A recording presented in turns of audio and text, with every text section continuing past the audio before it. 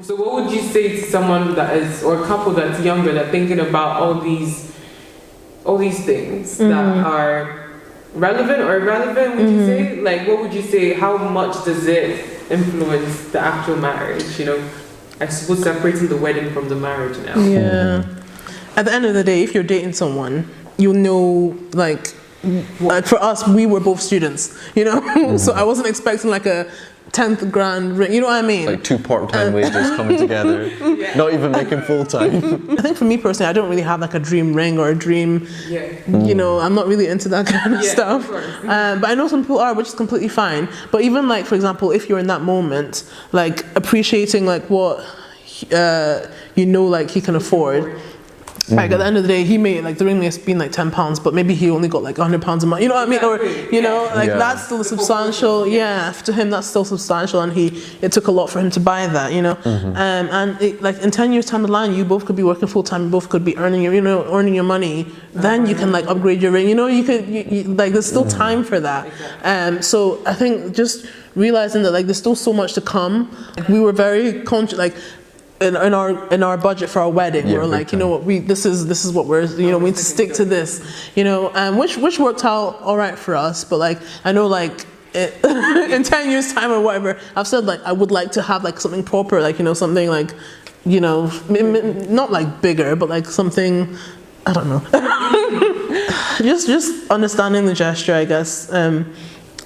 You know each other already, and I think that if you're willing to kind of let something like that come in between it, I don't know how to describe it like properly, but I think that not getting carried away by the material things. Because I did buy something that for me at the time, like I don't say this like lightly, it was quite pricey. And for our wedding, for cost, and I know what Ruth's like and I know what I'm like, we've never been one stingy. Yeah, let's not beat around the bush. We're stingy. How did you think children changed the dynamic? Do you think it's changed? Like, do you think your love has developed from what it was in year 1 to year 10? Why are you scratching your head? The same. Well, you remember I said initially that love, I felt love was a decision rather than a feeling. And when she got pregnant for our first, I used to tell her that I prayed then and I was completely sure I was going to be a girl. I had a name for her. And when she came out, I mean, the love just, I just love her so much. And sometimes my wife is like, why are you behaving as if you love your children more than... It's not sometimes. It's not sometimes, it's all the time. And you actually do. And you show it. And the kids know. So children put a different perspective to marriage. They put a strain on marriage. Don't let people tell you that they don't put a strain on marriage. They put a strain on marriage. They do put a strain on marriage, but they can also now be the glue that holds you guys closer together. So what we've done is to make them hold us close together. Of course, there's some strain. It's difficult. You know, the amount of time we have for each other has lessened quite significantly. But as I said, it's a decision that this is the woman that I'm going to spend the rest of my life with. This is the woman that I love and the woman that I want to always make her smile and things like that. So we needed to find a way to have more time for ourselves in a different way. So our love over the last 10 years, we were talking about this a few days ago, that our love has changed and matured in a different way. So I think, yes, children has changed our relationship quite significantly. It's not a bad change at all. It's a great change, but you just need to kind of readapt, because over time, I mean, very soon it will change again back, because obviously when they start, you know, maybe going to boarding or going to uni or things like that, then it's to start changing back. And a lot of times I have to always remind, you know, Kunle, that we need to keep our friendship going, because when they go, it's just be me and you. Now that when you come home, Dadiola, kiss, Adebari, by the time you even do that, you're fine. You might not even want to get to me, you're fine with it. But when they go, it's me you're coming back to. So you want to keep that relationship and that, you know, friendship going. So that's what we try to do. I know for some people it's right for them to have children straight away, and that's okay. But no, for us it was like, you know, for both our kind of career, education, aspirations. Yeah, it would have been very tough to have kids at the same time. And at least we've been able to focus on that one thing, focus on getting to know each other. And now we're like, yes, this is the right time for us. It's still going to be a challenge. We still have a lot to learn. But I feel like we've got a foundation that, you know, even when our kids leave the house, we're not going to be like, oh, I don't know what my identity is anymore. I just always saw myself as a mom.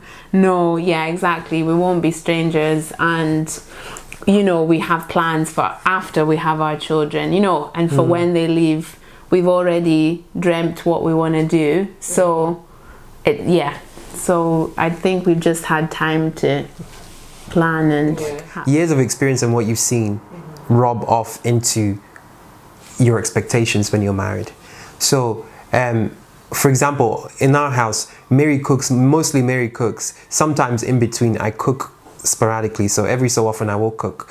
But I guess this is not great, but my general expectation is that Mary should cook as well, which is not the same for everybody. And so that's an expectation that I brought in from my culture, from people around me, from what I've seen, and it's hard to shake off. But I have this sort of understanding that there are times that I have to cook, which I do. So I would say, if you're able to, don't come with any expectations for what marriage should be. But as you know, we're products of social conditioning in terms of how we've been brought up. So some of these things linger and you can't shake them off. The role, I would say I'm the big boss. I quite like sort of being our secretary of the house. So just like organizing appointments, or, you know, do you like it, or you've just fallen into that role? I've fallen into it, but I enjoy it. Just learn, okay, actually he's not that good at this part, let me help him in this. And actually he helps me in a lot of things too, you know, like I don't really do much at all with our bills in terms of the house. And I was speaking to a woman, you know, for a financial review at the bank, and half the questions she asked me, I was like, I have no clue, I'm sorry. Whereas, you know, there's other things. But that's but you don't deal with the bills because I have chosen to do that. It's just how it's just falling. Exactly. Marriage takes God's kind of love. Yes. As the primary thing. Yes. A willingness to learn, a willingness to learn and be teachable, because you're not going to be perfect. I would say marriage takes commitment, resilience, and loads of love. Marriage takes, commitment is also one. Marriage takes being ready to, how do I put it? Being ready to be humble, teachable, and that's more than one word. That's fine. But I'm trying to look for a word to capture all of that. There's something that the Bible says that in 1 Corinthians 13 about love, that love does not think of itself first all the time only. So marriage takes that you are ready to put the happiness or joy of someone before your own. So apart from commitment, apart from being teachable, it takes that, and of course marriage takes God. Yeah. Just friendship. Yeah. So God's love, willingness to learn and knowing you don't know it all and you will make mistakes, and just being friends. Be able to play around with each other. enjoy time. It's something that's not very prevalent in our culture, for example, in Nigeria, but going on holidays together makes a massive difference. So once you've been married for a period of time, a year or so, and then you just go on a holiday somewhere nice, it just refreshes things. So it's something that does tons, and a lot of people don't realize. I think nowadays, like, you do want someone who's got at least something going on for themselves. Like, you could tell when someone's trying to make something of themselves, that they're trying their best, because we're not going to enter into like a full-time position. We've got to start from bottom, work our way up. So it takes time. I think definitely make sure that they know what they're aiming for, and they've got drive behind them, and they've got direction. I would say that's the main things you would look for, and I would say for both of us, we demonstrated that to each other in our work, in our studies, and in our own personal lives as well. Commitment, communication. Communication for me is the one thing I wish I did better from the start. Yes, there were things that were stacked against me, but I think I could have done better with communication still. Communication. The first one was commitment. I agree, that would have been my first. Communication, yes, would have been my second. Obedience, I wouldn't have picked that, because basically that's my life. That's my story. I keep telling people I'm in an arranged marriage.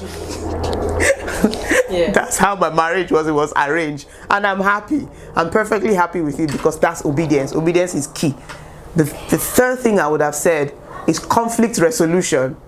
If you don't know how to resolve conflicts, Biko, don't marry you. If you don't know how to resolve conflicts, don't marry. Whether you're the one that would be that would accept, or whether you're the one that would know how, as in that's because marriage is conflict resolution from start to finish. Because when you're trying to put two things together that have been shaped into different things, you have to file them till you have that smooth surface where they can actually align.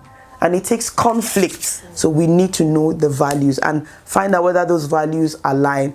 Values of hard work, financial values, all those kind of things. Those are the things that are foundations of the marriage.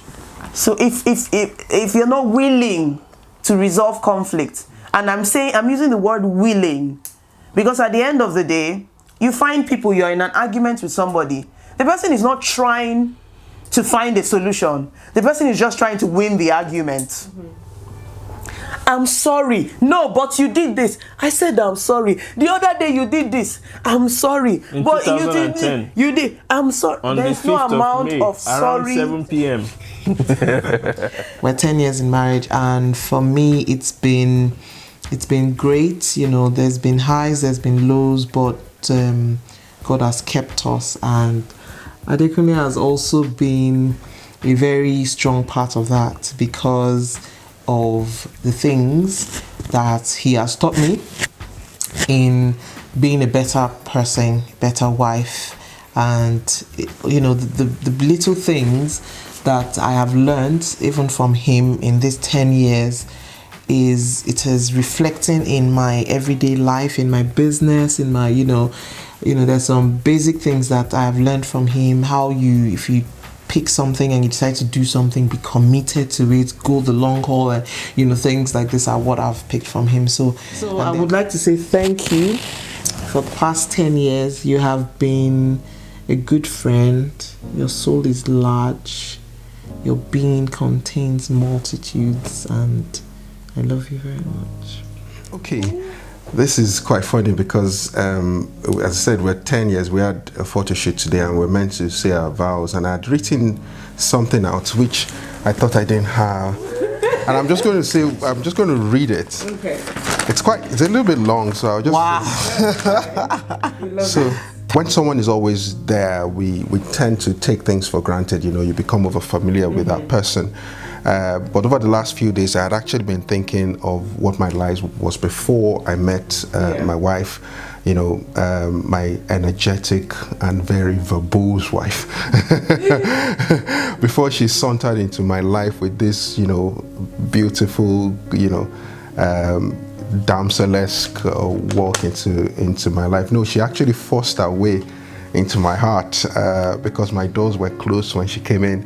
My life was serene, boring, uneventful, and in best of times it was downright mundane or pedestrian. But she waltzed in brightly with the shine of 1,000 suns. She brought joy, happiness, chaos, and an infectious smile into my life.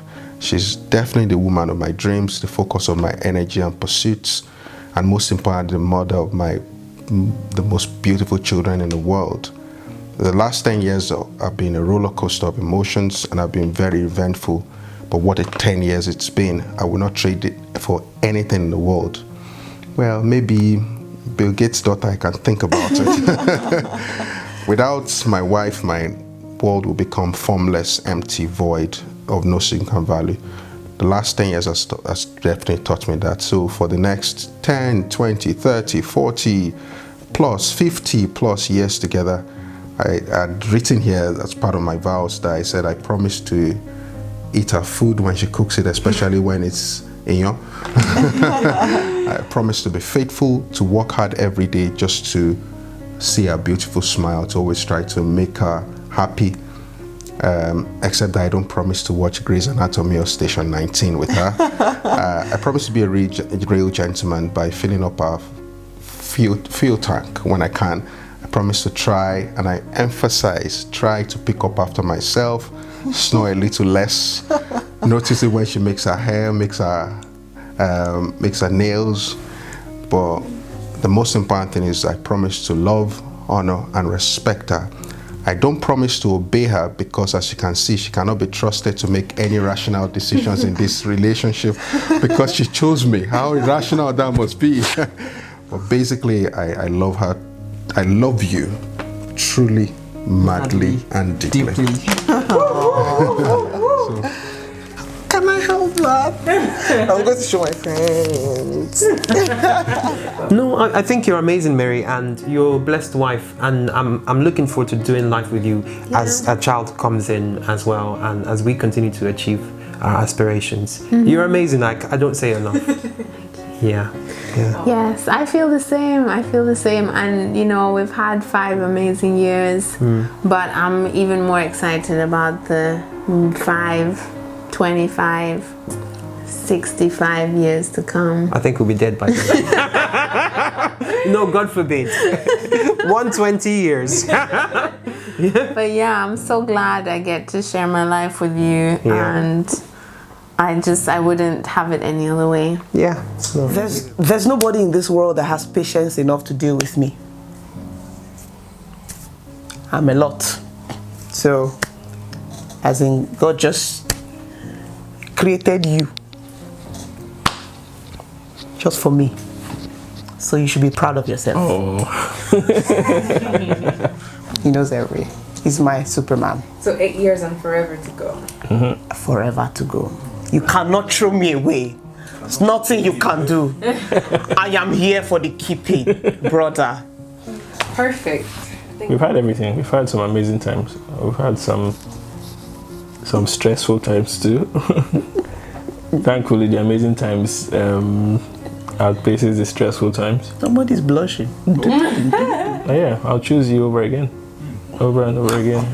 I will choose you. Thank you for choosing me. No, but honestly, thank you for. I know, I'm a difficult person. I'm stubborn. That's the word to use. I am a stubborn person, and thank you for apologizing, even though sometimes you're in the right, and just sticking with me through my stubbornness, I guess. Yeah. Just thank you for putting up with me. I appreciate that. We're good. I say to Ruth, right, and it's controversial opinion, but I still stand by it. There was about 4 weddings the next year afterwards in 2019 at King's, right, of people we knew. We can stop talking now. No, you can edit this out, it's fine, sorry. I still stand by that our wedding was the most fun out of those 4 weddings that I went to. Okay, right, okay. No, that's not even a joke. I genuinely know, not because it was my own wedding. That's what I'm saying, everyone thinks their own wedding is because funner. You know what, I'm not going to get into it. But it was. I'm bigger than that. When you smile at me, girl, my heart skips a beat.